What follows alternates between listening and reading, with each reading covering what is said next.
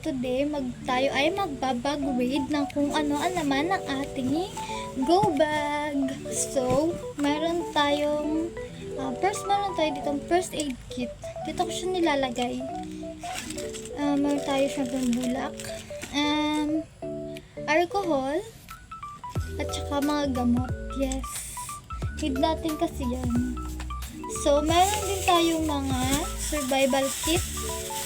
Meron tayo dito, pag nawala tayo, pwede natin ito ihipan para marinig tayo ng mga rescue. Meron tayong lighter. Kailangan natin ito lalo na pag magluluto tayo, syempre. And we have knife. Ito, kailangan talaga natin ito. And also, meron tayo dito toothbrush. Also, toothpaste. Syempre, kasama na toothbrush, toothpaste. Meron din tayong sabon. Yes.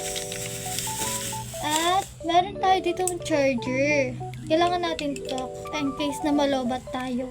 Tapos, meron tayong power bank.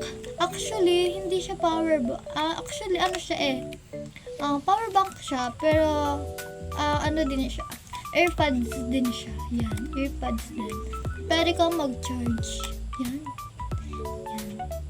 Tapos, syempre, hindi mawawala ang kumot. Lalo na pag matutulog na tayo, kailangan natin ng kumot. And also, meron tayong this jacket. Need natin to lalo sa gabi. Kasi pag malamig pati. And kailangan natin to kasi may mga lamok. Pang-protect natin sa ating katawan. And also, we have so many clothes here. Because, just in case na magtagal tayo. Or, matagal tayong basta matagal tayong manatili dun sa ating evacuation area or something, kailangan natin to. And also, meron tayo ditong baygon.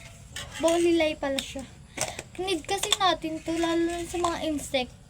Oo, kailangan natin ito. Pagtabi sa mga insekto. And meron tayong mini pan.